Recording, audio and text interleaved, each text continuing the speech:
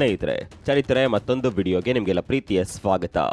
Greenland ವಿಚಾರದಲ್ಲಿ America Europe ನಡುವೆ ಉದ್ವಿಗ್ನ ವಾತಾವರಣ ಸೃಷ್ಟಿಯಾಗ್ತಿರೋದನ್ನ ಮೊನ್ನೆಯಷ್ಟೇ ನಾವು ವರದಿಯಲ್ಲಿ ಎಕ್ಸ್ಪ್ಲೇನ್ ಮಾಡಿದ್ವಿ. ಅದರಲ್ಲಿ ನಾವು ಏನ್ ನಡಿಬಾರದು ಅಂತೇಳಿದ್ವೋ ಅದೀಗ ಆಗ್ತಿದೆ.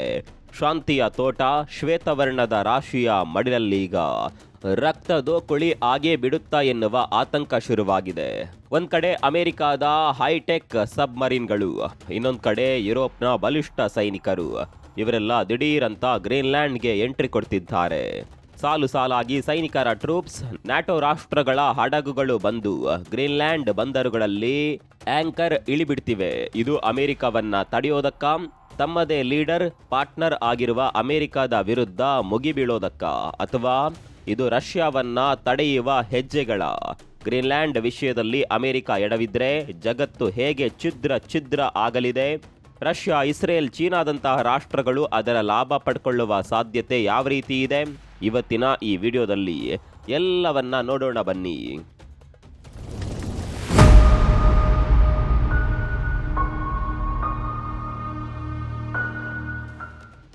ಸ್ನೇಹಿತರೆ, ಮೊದಲಿಗೆ ನ್ಯೂಸ್ ಏನು ಅಂತ ನೋಡೋದಾದ್ರೆ, ಕಳೆದ ಕೆಲವು ದಿನಗಳಲ್ಲಿ ಗ್ರೀನ್ಲ್ಯಾಂಡ್ನಲ್ಲಿ ಮಿಲಿಟರಿ ಆಕ್ಟಿವಿಟಿ ಸಿಕ್ಕಾಪಟ್ಟೆ ಜಾಸ್ತಿ ಆಗಿದೆ. ಫ್ರಾನ್ಸ್, ಜರ್ಮನಿ, ನಾರ್ವೆ ಮತ್ತು ಯುಕೆ ದೇಶಗಳ ಸೈನಿಕರು ಗ್ರೀನ್ಲ್ಯಾಂಡ್ ತಲುಪಿದ್ದಾರೆ. ಅಫಿಷಿಯಲ್ ಆಗಿ ಇವರು ಹೇಳ್ತಿರುವ ಕಾರಣ ಆರ್ಕ್ಟಿಕ್ ಸೆಕ್ಯೂರಿಟಿ ಮತ್ತು ರಷ್ಯಾ ಮೇಲಿನ ಕಣ್ಗಾವಲು. ಆದರೆ ತೆರೆಮರೆಯಲ್ಲಿ ನಡೀತಿರುವ ಅಸಲಿ ಸತ್ಯ ನಿಮಗೆ ಗೊತ್ತೇ ಇದೆ. ಗ್ರೀನ್ಲ್ಯಾಂಡ್ಗೆ ಯುರೋಪಿಯನ್ ಪಡೆಗಳು ಬಂದಿರೋದು ಅಮೆರಿಕಾಗೆ ಒಂದು ಸ್ಟ್ರಾಂಗ್ ಮೆಸೇಜ್ ಕೊಡೋದಕ್ಕೆ. ಗ್ರೀನ್ಲ್ಯಾಂಡ್ ನಿಮ್ಮ ಅಪ್ಪನ ಆಸ್ತಿಯಲ್ಲ, ಇಲ್ಲಿ ನಿಮ್ಮ ಏಕಪಕ್ಷೀಯ ನಿರ್ಧಾರಗಳು ನಡೆಯೋದಿಲ್ಲ ಅಂತ ಅಮೆರಿಕಾಗೆ ಪರೋಕ್ಷವಾಗಿ ಯುರೋಪ್ ವಾರ್ನಿಂಗ್ ಕೊಡ್ತಿದೆ. ರೀಸೆಂಟ್ ಆಗಿ ನಡೆದ ಒಂದು ಹೈ ಲೆವೆಲ್ ಮೀಟಿಂಗ್ ನಲ್ಲಿ ಈ ಭಿನ್ನಾಭಿಪ್ರಾಯ ಜಗಜ್ಜಾಹಿರಾಗಿದೆ. ಅಮೆರಿಕದ ವಾದ ಏನ್ ಗೊತ್ತಾ? ರಷ್ಯಾ ಮತ್ತು ಚೀನಾ ಆರ್ಕ್ಟಿಕ್ ನಲ್ಲಿ ಪವರ್ಫುಲ್ ಆಗ್ತಿದ್ದಾರೆ. ಸೊ ನಮ್ಮ ನ್ಯಾಷನಲ್ ಸೆಕ್ಯೂರಿಟಿಗೋಸ್ಕರ ಗ್ರೀನ್ಲ್ಯಾಂಡ್ ನಮ್ಮ ಕಂಟ್ರೋಲ್ನಲ್ಲಿ ಇರಲೇಬೇಕು ಅನ್ನೋದು ಅಮೆರಿಕದ ಹಠ. ಆದರೆ ಇದಕ್ಕೆ ಡೆನ್ಮಾರ್ಕ್ ಮತ್ತು ಗ್ರೀನ್ಲ್ಯಾಂಡ್ ಕೊಡ್ತಿರುವ ತಿರುಗೇಟು ಏನ್ ಗೊತ್ತಾ? ಭದ್ರತೆ ಬೇಕು ನಿಜ, ಆದರೆ ಅದರ ಅರ್ಥ ನಮ್ಮ ಸಾರ್ವಭೌಮತ್ವವನ್ನ ಅಮೆರಿಕಾಗೆ ಅಡಮಾನ ಇಡೋದಲ್ಲ. ನಮ್ಮ ನೆಲಕ್ಕೆ ಯಾರಾದರೂ ಬಂದ್ರೆ ಮೊದಲು ಹೊಡೆದು ಆಮೇಲೆ ಬಂದ ಕಾರಣ ಕೇಳ್ತೀವಿ ಅಂತ ಕಳೆದ ವಾರವೇ ಎಚ್ಚರಿಕೆ ಕೊಟ್ಟಿತ್ತು. ಸೊ ಸದ್ಯಕ್ಕೆ ಅಲ್ಲಿ ಮಾತುಕತೆ ಮುರಿದು ಬಿದ್ದಿದೆ. ಪರಿಸ್ಥಿತಿ ಬೂದಿ ಮುಚ್ಚಿದ ಕೆಂಡದಂತಿದೆ.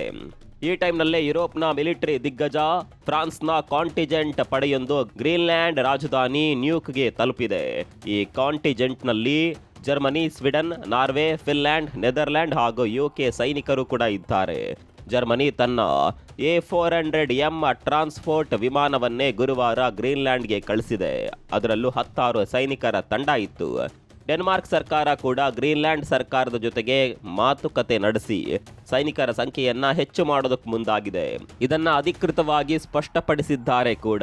ಅಂದ್ರೆ ಯುರೋಪ್ನ ಬಿಗ್ ಬ್ರದರ್ಗಳೆಲ್ಲ ಗ್ರೀನ್ಲ್ಯಾಂಡ್ ಹಾಗೂ ಡೆನ್ಮಾರ್ಕ್ ಬೆನ್ನಿಗೆ ನಿಂತು ಸೇನೆ ಕಳಿಸೋದಕ್ಕೆ ಶುರು ಮಾಡಿ ಆಗಿದೆ. ಕಡಿಮೆ ಸಂಖ್ಯೆಗಳಲ್ಲಿ ಸೈನಿಕರು ಬರ್ತಾ ಇದ್ರೂ ಕೂಡ ತಂಡೋಪತಂಡವಾಗಿ ನಿಧಾನವಾಗಿ ಬಂದು ತಲುಪ್ತಿವೆ. ನಿಧಾನಕ್ಕೆ ಗ್ರೀನ್ಲ್ಯಾಂಡ್ನಲ್ಲಿ ಮಿಲಿಟರಿ ಆಕ್ಟಿವಿಟಿ ಜಾಸ್ತಿ ಆಗ್ತಿದೆ. ಇಲ್ಲಿ ಅಮೆರಿಕಾಗೆ ತಲುಪ್ತಿರುವ ಮೆಸೇಜ್ ಒಂದೇ: ನೀವು ನಿಮ್ಮ ಜಾಗದಲ್ಲಿರಿ, ಈ ಕಡೆ ತಲೆ ಹಾಕಿ ಸರ್ಕಸ್ ಮಾಡುವ ಪ್ಲಾನ್ ಬೇಡ. ಫ್ರಾನ್ಸ್ ಅಧ್ಯಕ್ಷ ಇಮ್ಯಾನ್ಯುಯಲ್ ಮ್ಯಾಕ್ರಾನ್ ಕೂಡ ಶೀಘ್ರದಲ್ಲೇ ಈ ಕಾಂಟಿಜೆಂಟ್ನಲ್ಲಿ ಲ್ಯಾಂಡ್, ಏರ್ ಹಾಗೂ ಸಿ ಎಸೆಟ್ಗಳನ್ನ ನಿಯೋಜನೆ ಮಾಡುವ ಪ್ಲಾನ್ ಇದೆ ಅಂದಿದ್ದಾರೆ. ಅಂದರೆ ಭೂಸೇನೆ, ವಾಯುಸೇನೆ ಹಾಗೂ ನೌಕಾ ಪಡೆಗಳನ್ನ ರೆಡಿ ಮಾಡುವ ಪ್ಲಾನ್ನಲ್ಲಿ ಯುರೋಪಿಯನ್ ರಾಷ್ಟ್ರಗಳಿವೆ ಅನ್ನೋದಿಲ್ಲಿ ಸ್ಪಷ್ಟವಾಗಿ ಕಾಣಿಸ್ತಿದೆ. ಫ್ರಾನ್ಸ್ನ ಸೀನಿಯರ್ ಡಿಪ್ಲೊಮ್ಯಾಟ್ ಆಲಿವರ್ ಪಾಲಿಯವರೇ ಕೂಡ ಗ್ರೀನ್ಲ್ಯಾಂಡ್ನಲ್ಲಿ ನ್ಯಾಟೋ ಇದೆ ಅನ್ನುವ ಸ್ಟ್ರಾಂಗ್ ಪೊಲಿಟಿಕಲ್ ಸಿಗ್ನಲ್ ಅನ್ನ ನಾವು ಕೊಡ್ತಿದ್ದೀವಿ ಅಂತ ಓಪನ್ ಆಗಿ ಗರ್ಜಿಸಿದ್ದಾರೆ. ಸ್ನೇಹಿತರೆ, ಇಲ್ಲಿ ನೀವು ಗಮನಿಸಬೇಕಾದ ಮುಖ್ಯವಾದ ವಿಷಯ ಏನಂದ್ರೆ, ನ್ಯಾಟೋ ಅಂದ್ರೆ ಬರೀ ಅಮೆರಿಕ ಅಲ್ಲ, ಅದಕ್ಕೆ ದೊಡ್ಡ ಫಂಡಿಂಗ್ ಬರ್ತಿರೋದು ಅಮೆರಿಕದಿಂದಾದ್ರೂ ಬೇರೆ ದೇಶಗಳು ನಾವು ಕೂಡ ಇಂಪಾರ್ಟೆಂಟ್ ಅನ್ನೋದನ್ನ ಎತ್ತಿ ತೋರಿಸ್ತಿವೆ. ಅದರಲ್ಲೂ ಸ್ಟ್ರಾಟಜಿಕ್ ಪ್ರದೇಶವಾದ ಆರ್ಕ್ಟಿಕ್ನಲ್ಲಿ ಬರುವ ಇತರೆ ನ್ಯಾಟೋ ದೇಶಗಳು ಸ್ಟ್ರಾಂಗ್ ಆಗಿ ತಮ್ಮ ಪ್ರೆಸೆನ್ಸ್ ಅನ್ನ ಎತ್ತಿ ತೋರಿಸಿವೆ. ಒಂದ್ ಕಡೆ ಇದೇ ಗ್ರೀನ್ಲ್ಯಾಂಡ್ಗೆ ಹತ್ತಿರ ಇರುವ ಡೆನ್ಮಾರ್ಕ್ ಬರೋಬ್ಬರಿ $4 ಬಿಲಿಯನ್, ಅಂದರೆ ಸುಮಾರು 33,000 ಕೋಟಿ ರೂಪಾಯಿ ಖರ್ಚು ಮಾಡಿ ತನ್ನ ಆರ್ಕ್ಟಿಕ್ ಡಿಫೆನ್ಸ್ ಅನ್ನ ಸ್ಟ್ರಾಂಗ್ ಮಾಡ್ಕೊಳ್ತಿದೆ. ಹೊಸ ಡ್ರೋನ್ಸ್, ಪ್ಯಾಟ್ರೋಲ್ ಶಿಪ್ಸ್ ರೆಡಿ ಆಗ್ತಿವೆ. ಇನ್ನೊಂದ್ ಕಡೆ GIUK ಗ್ಯಾಪ್ ಅಂದ್ರೆ ಗ್ರೀನ್ಲ್ಯಾಂಡ್, ಐಸ್ಲ್ಯಾಂಡ್ ಮತ್ತು UK ನಡುವಿನ ಸಮುದ್ರ ಮಾರ್ಗ. ರಷ್ಯಾದ ಸಬ್ಮರೀನ್ಗಳು ಅಟ್ಲಾಂಟಿಕ್ ಸಾಗರಕ್ಕೆ ಬರಬೇಕಾದ್ರೆ ಇದೇ ದಾರಿಯಲ್ಲಿ ಬರಬೇಕು. ಈ ದ್ವಾರವನ್ನ ಕಾಯೋದಕ್ಕೆ ಬ್ರಿಟನ್ ಮತ್ತು ನಾರ್ವೆ ದೇಶದ ನೇವಿ ಸನ್ನದ್ಧವಾಗಿ ನಿಂತಿದೆ. ಈಗ ಅತಿ ಮುಖ್ಯವಾದ ಮತ್ತು ಡೇಂಜರಸ್ ಆದ ಪ್ರಶ್ನೆಗೆ ಬರೋಣ. ಒಂದು ವೇಳೆ ಅಮೆರಿಕ ತನ್ನ ಹಠಕ್ ಬಿದ್ದು ನನ್ನ ರಕ್ಷಣೆಗೆ ಇದು ಬೇಕೇ ಬೇಕು ಅಂತ ಗ್ರೀನ್ಲ್ಯಾಂಡ್ ಅನ್ನ ಬಲವಂತವಾಗಿ ವಶಪಡಿಸಿಕೊಂಡರೆ ಏನಾಗುತ್ತೆ? ಇದು ನ್ಯಾಟೋ ಪಾಲಿಗೆ ಆತ್ಮಹತ್ಯೆ ಮಾಡಿಕೊಂಡಂತೆ. ಯಾಕಂದ್ರೆ ನ್ಯಾಟೋದ ಆರ್ಟಿಕಲ್ 5 ಪ್ರಕಾರ ಒಂದು ಸದಸ್ಯ ದೇಶದ ಮೇಲೆ ದಾಳಿಯಾದರೆ ಎಲ್ಲರೂ ಸೇರಿ ರಕ್ಷಣೆ ಮಾಡಬೇಕು. ಇಲ್ಲಿ ಗ್ರೀನ್ಲ್ಯಾಂಡ್ ನ್ಯಾಟೋ ಸದಸ್ಯ ದೇಶವಾದ ಡೆನ್ಮಾರ್ಕ್ನ ಭಾಗ. ಹಾಗಾದ್ರೆ ಅಮೆರಿಕ ದಾಳಿ ಮಾಡಿದ್ರೆ ಡೆನ್ಮಾರ್ಕ್ ಅಮೆರಿಕದ ವಿರುದ್ಧವೇ ಆರ್ಟಿಕಲ್ 5 ಬಳಸಬಹುದಾ? ಊಹಿಸಿಕೊಳ್ಳೋದಕ್ಕೂ ಕಷ್ಟ ಅಲ್ವಾ? ಇದು ಇಡೀ ವೆಸ್ಟರ್ನ್ ವರ್ಲ್ಡ್ ಅಥವಾ ಪಾಶ್ಚಿಮಾತ್ಯ ಒಕ್ಕೂಟವನ್ನೇ ಇಬ್ಬಾಗ ಮಾಡುತ್ತೆ. ಯುರೋಪ್ ಮತ್ತು ಅಮೆರಿಕದ ದೋಸ್ತಿ ಅಲ್ಲಿಗೆ ಮುಗೀತು ಅಂತಾನೆ ಅರ್ಥ.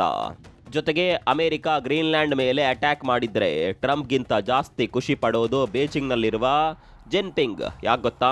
ಇಂಟರ್ನ್ಯಾಷನಲ್ ಪಾಲಿಟಿಕ್ಸ್ನಲ್ಲಿ ಪ್ರಿಸಿಡೆಂಟ್ ಅಥವಾ ಪೂರ್ವ ನಿದರ್ಶನ ಅನ್ನೋದು ತುಂಬಾ ಮುಖ್ಯ. ಅಂದ್ರೆ ಇಂದು ದೇಶ ಮಾಡಿದ ತಪ್ಪನ್ನೇ ಬಂಡವಾಳವಾಗಿಟ್ಕೊಂಡು ಇನ್ನೊಂದು ದೇಶ ತನ್ನ ಉದ್ದೇಶಗಳನ್ನ ಸಾಧಿಸಿ ಸಮರ್ಥನೆ ಮಾಡಿಕೊಳ್ಳುತ್ತೆ. ನಾಳೆ ಚೀನಾ ಎದೆ ಉಬ್ಬಿಸಿಕೊಂಡು ಹೀಗೆ ಹೇಳ್ಬಹುದು, ನೋಡಿ ಅಮೆರಿಕ ತನ್ನ ಸುರಕ್ಷತೆಗಾಗಿ ಸಾವಿರಾರು ಕಿಲೋಮೀಟರ್ ದೂರ ಇರುವ ಗ್ರೀನ್ಲ್ಯಾಂಡ್ ಅನ್ನೇ ಕಬ್ಜಾ ಮಾಡ್ತು. ಇನ್ನು ತೈವಾನ್ ಇರೋದು ನಮ್ಮ ಪಕ್ಕದಲ್ಲೇ, ನಮ್ಮ ಸುರಕ್ಷತೆಗಾಗಿ ನಾವು ತೈವಾನ್ ಮೇಲೆ ಅಟ್ಯಾಕ್ ಮಾಡ್ತೀವಿ, ಇದರಲ್ಲಿ ತಪ್ಪೇನಿದೆ ಅಂತ ಚೀನಾ ವಾದ ಮಾಡೋದಕ್ಕೆ ಶುರು ಮಾಡುತ್ತೆ. ಆಗ ಅಮೆರಿಕಾಗೆ ಚೀನಾವನ್ನ ಪ್ರಶ್ನೆ ಮಾಡುವ ಯಾವ ನೈತಿಕ ಹಕ್ಕು ಕೂಡ ಉಳಿಯೋದಿಲ್ಲ. ಅಮೆರಿಕಾದ ಒಂದೇ ಒಂದು ತಪ್ಪು ನಡೆ ತೈವಾನ್ ಅನ್ನ ಚೀನಾ ಬಾಯಿಗೆ ತುತ್ತು ಮಾಡಿದ ಹಾಗಾಗುತ್ತೆ. ರೂಲ್ಸ್ ಬೇಸ್ಡ್ ಆರ್ಡರ್ ಅನ್ನೋದು ಮಣ್ಣು ಪಾಲಾಗುತ್ತೆ.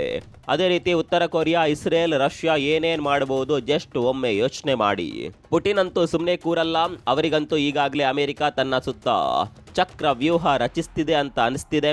ಅದಕ್ಕೆ ಪ್ರತ್ಯುತ್ತರವಾಗಿ ರಷ್ಯಾ ತನ್ನ ಭಯಾನಕ ಹೈಪರ್ಸಾನಿಕ್ ಜಿರ್ಕಾನ್ ಮಿಸೈಲ್ಗಳನ್ನ ಟೆಸ್ಟ್ ಮಾಡ್ತಿದೆ. ಆರ್ಕಿಟೆಕ್ ನಮ್ಮ ಏರಿಯಾ ಇಲ್ಲಿ ಬಂದ್ರೆ ಹುಷಾರ್ ಅಂತ ವಾರ್ನಿಂಗ್ ಕೊಡ್ತಿದೆ. ಒಟ್ಟಾರೆಯಾಗಿ ಹೇಳಬೇಕು ಅಂದ್ರೆ ಸ್ನೇಹಿತರೆ, ಗ್ರೀನ್ಲ್ಯಾಂಡ್ ಇನ್ಮುಂದೆ ಬರೀ ಮಂಜಿನ ಗಡ್ಡೆ ಅಲ್ಲ, ಅದು 3ನೇ ಮಹಾಯುದ್ಧಕ್ಕೆ ಕಾರಣವಾಗಬಲ್ಲ ಒಂದು ಚೆಸ್ ಬೋರ್ಡ್.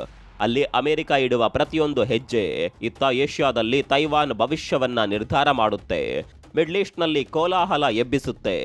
ಆಫ್ರಿಕಾ, ದಕ್ಷಿಣ ಅಮೆರಿಕಾದಲ್ಲಿ ಇನ್ನೇನಾಗುತ್ತೋ ಗೊತ್ತಿಲ್ಲ. ಇಲ್ಲಿ ಟ್ರಂಪ್ ತಮ್ಮ ಪವರ್ ಪಾಲಿಟಿಕ್ಸ್ ಅನ್ನೇ ಕಂಟ್ರೋಲ್ ಮಾಡ್ತಾರಾ ಅಥವಾ ರೂಲ್ಸ್ ಇರೋದು ಅವರ ತಲೆಯಲ್ಲೇನಾದ್ರೂ ಇದೆಯಾ ಅನ್ನೋದನ್ನ ಕಾದು ನೋಡಬೇಕು. ಸದ್ಯ ಆಗ್ತಾ ಇರುವ ಈ ಬೆಳವಣಿಗೆಗಳ ಬಗ್ಗೆ ನಿಮ್ಗೇನನ್ಸುತ್ತೆ? ಕಾಮೆಂಟ್ ಮಾಡಿ.